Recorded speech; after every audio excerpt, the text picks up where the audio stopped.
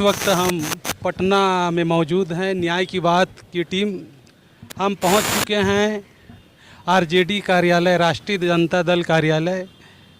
यहां हम अंदर जाके देखते हैं कि कौन सा नेता से मुलाकात होती है। पार्टी प्रवक्ता से भी अगर मुलाकात होती है तो हम जानना चाहेंगे कि आरजेडी और महागठबंधन का बिहार विधानसभा चुनाव में कितना जोर लगा रही है और जानकारी लेंगे। हमको देखने को मिल रहा है यहाँ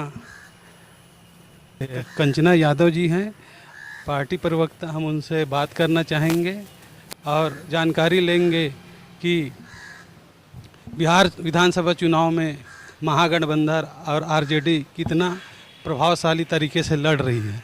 न्याय की बात न्यूज़ चैनल पटना बिहार पहुंची हुई है। हम इस वक्त मौजूद हैं आरजेडी कार्यालय, राष्ट्रीय जनता दल कार्यालय में पहुंचे हुए हैं। हमारे बीच में आरजेडी प्रवक्ता कंचन यादव जी हैं। हम उनसे जानना चाहेंगे कि इस बार चुनाव में मुद्दा क्या है और लोगों के बीच महागठबंधन का क्या संदेश जा रही है। चुनाव के मुद्दा वही है जो होना चाहिए, जो 2020 में था। रोजी रोजगार का मुद्दा, बेरोजगारी ख़त्म करने का मुद्दा, पलायन ख़त्म करने का मुद्दा, इंडस्ट्री लगाने का मुद्दा। तो इसी मुद्दे पे चुनाव 2020 में हम भी लड़े थे और 2025 में फिर से तेजस्वी जी बेरोजगारी को ही सबसे बड़ा मुद्दा बनाए हुए हैं। भारतीय जनता पार्टी के लाख कोशिश के बाद भारतीय जनता पार्टी चाहती है कि कभी बेरोजगारी पर चुनाव ना हो, रोजगार देने पर चुनाव ना हो, हिंदू मुसलमान पर चुनाव हो। तो ऐसे में भारतीय जनता पार्टी को एक बार पटखनी देने के लिए हम लोग फिर से रोजी रोजगार और इस पे चुनाव लड़ रहे हैं। महागठबंधन अगर सरकार में आती है तो लोगों की फ़ायदा या उनकी लाभकारी योजना किस टाइप के पहुंचाएंगे महागठबंधन की सरकार? देखिए, हमारे जो मैनिफेस्टो, जो जॉइंट मैनिफेस्टो रिलीज़ हुआ, उसमें हम क्या काम करेंगे, हमारा क्या प्लान होगा आने वाले 5 साल में, इसका पूरा ब्यौरा दिया गया हुआ है। और जो मुद्दा है, जो सबसे प्रमुख मुद्दा है और सबसे ऊपर लिखा हुआ है, यह है कि हर घर सरकारी नौकरी होगी। क्योंकि बेरोजगारी का आलम जिस तरीके से बिहार में अभी है और 20 साल से एनडीए की सरकार फैल रही है, ऐसे में आज ज़रूरत है कि हर घर से, बिहार के हर घर से जो युवा हैं, जो पढ़ने वाले हैं और जो शिक्षित लोग हैं, उनको रोज़गार मिले, उनको नौकरी मिले। तो हर घर से सरकारी नौकरी दिया जाएगा। और जो दूसरा योजना है कि बिहार में जो जीविका दीदियाँ हैं, जीविका दीदी जो हैं वो माइक्रो फाइनेंस कंपनियों से लोन ले लेकर वो कर्ज में डूबी हुई हैं। ब्याज उनका हर महीने सिर्फ ब्याज में उनका पैसा चला जाता है। तो ऐसे जीविका दीदियों को गवर्नमेंट एम्प्लॉय स्टेटस का दर्जा देना, जिनकी सैलरी महीने की 30,000 रुपये होगी। और जो उनका प्री एग्जिस्टिंग जो लोन है, पहले से जो उनका लोन है, उस पर जो ब्याज है, उस ब्याज को माफ़ करना। और स्वास्थ्य बीमा जो है उसको जो है कि 5 लाख तक उनको स्वास्थ्य बीमा देना। और जो ईबीसी समाज है, अति पिछड़ा समाज है, उसके लिए भी जो नगर निगम में, पंचायत और इसमें जो आरक्षण 20% है अति पिछड़ा का, उसको बढ़ाकर 30% करना। और ख़ासकर जो अति पिछड़ा समाज है उनके लिए ऐसा अधिनियम लाना कि उनके ऊपर कोई अत्याचार होता है तो उस पर सुनवाई हो, उस पर कार्रवाई हो। क्योंकि ये देखा गया था कि एक इनके जो दवा चोर जीवेश मिश्रा हैं, जीवेश मिश्रा जो एक अति पिछड़ा समाज से आने वाला पत्रकार उनसे पूछता है कि ये सड़क क्यों नहीं बना, तो उसको बहुत पीटते हैं, लेकिन उसका इस्तीफ़ा नहीं लिया जाता है नीतीश कुमार सरकार द्वारा। तो जो अति पिछड़ा समाज पे अत्याचार होता है उसका निवारण जल्द से जल्द हो, उस पर कार्रवाई हो, जो अपराधी हो, इसके लिए अधिनियम लाना। तो समाज के हर वर्ग से, और ख़ासकर जो 65% आरक्षण तेजस्वी जी बढ़ाए हुए थे 17 महीने की सरकार में, उस 65% आरक्षण को फिर से लागू करवाना।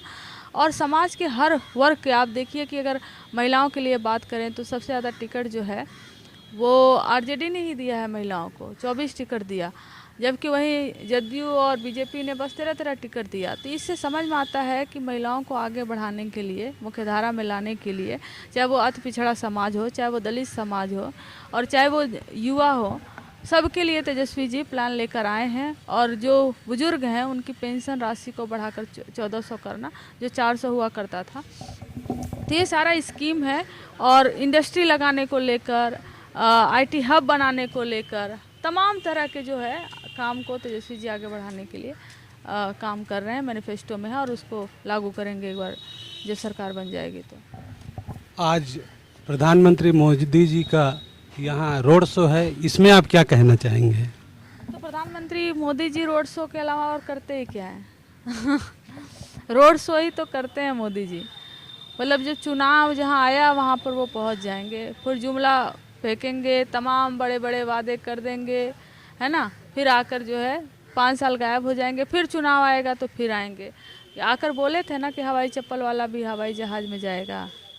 क्यों नहीं हवाई चप्पल वाला हवाई जहाज़ में अभी तक जा पा रहा है? 1.25 करोड़ रुपए दे दूं, 1.25 लाख करोड़ रुपए दे दूं, बोली लगा कर गए थे, क्यों नहीं पैसे मिले? मोदी जी से पूछा जाएगा ना, आपने तो बोला था यहाँ वहाँ 4 जगह एयरपोर्ट बन जाएगा, पूर्णिया में, दरभंगा में, भागलपुर में, तमाम जगहों पर आपने बोला था, क्यों नहीं एयरपोर्ट चालू हुए? क्यों पटना यूनिवर्सिटी को सेंट्रल यूनिवर्सिटी का दर्जा नहीं मिला? क्यों बिहार को स्पेशल स्टेटस का दर्जा नहीं मिला? तमाम सवाल पूछे जाएंगे ना कि आपने जो वादा किया था, आपने बोला था चीनी मिल खोलेंगे और यहीं के चीनी से चाय पियेंगे और धुआं भी उठेगा यहीं के चिमनी से, तो क्यों नहीं चीनी मिल, बंद पड़े हुए चीनी मिल खुले? ये दरअसल बिहार देख रहा है, बिहार की जनता देख रही है कि ये जितना वादा करके गए थे एक भी फुलफिल ये कर नहीं पाए हैं, झूठ बोलते हैं, जुमला फेंकते हैं और फिर आकर इनको लगता है कि ये बिहार की जनता को मूर्ख बना देंगे। 6 नवंबर को पहला फेज का चुनाव है जो 121 विधानसभा क्षेत्र में है। इस पहला फेज के चुनाव में किसकी बढ़त है, एनडीए की या महागठबंधन की?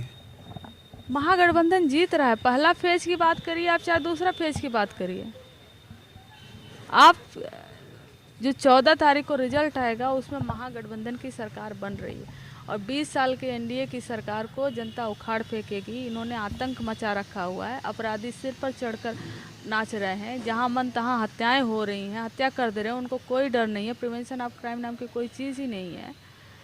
तो 20 साल के एनडीए की सरकार को उखाड़ फेंकने के लिए इस बार जो है वो जनता खुद सड़क पर है, वोट करेगी और 14 तारीख को जो नतीजे देगी उसमें महागठबंधन की सरकार बनेगी। इस बार युवाओं को लेकर घोषणा पत्र में क्या क्या घोषणा की गई है? युवाओं को लेकर तो मैंने आपको सबसे पहले बताया कि पहली घोषणा ये है कि हर युवा को हर घर में सरकारी नौकरी होगी। और इससे बड़ा क्या, और एनडीए सरकार, नीतीश सरकार बेरोजगारी भत्ता दे रही है 1000 रुपये। जो युवा पढ़कर स्कूल से लेकर कॉलेज से यूनिवर्सिटी में पहुंचा है इतने पैसे लगाकर, उसको 1000 रुपये महीना दे रही है। 1000 महीने में वो पटना में ना रेंट पे रह पाएगा, ना पानी पी पाएगा, ना खाना खा पाएगा। 1000 रुपये में क्या होता है? तो सबसे बड़ा योजना तो यही है, हर घर सरकारी नौकरी। पलायन का मुद्दा जो है, जो युवा पलायन करके जाते हैं उसको रोकने का मुद्दा, इंडस्ट्री लगाने का मुद्दा, अच्छी यूनिवर्सिटी खोलने का मुद्दा। जितना ज़्यादा युवाओं के बारे में तेजस्वी जी सोचते हैं, चाहे 17 महीने की सरकार रही उसमें, उतना तो किसी ने काम नहीं किया। अरे इस देश में जितने भी मुख्यमंत्री, उप मुख्यमंत्री रहे हैं, कोई बता दे कि उन्होंने 17 महीने में 5 लाख सरकारी नौकरी दी हो? कोई नहीं दिया है।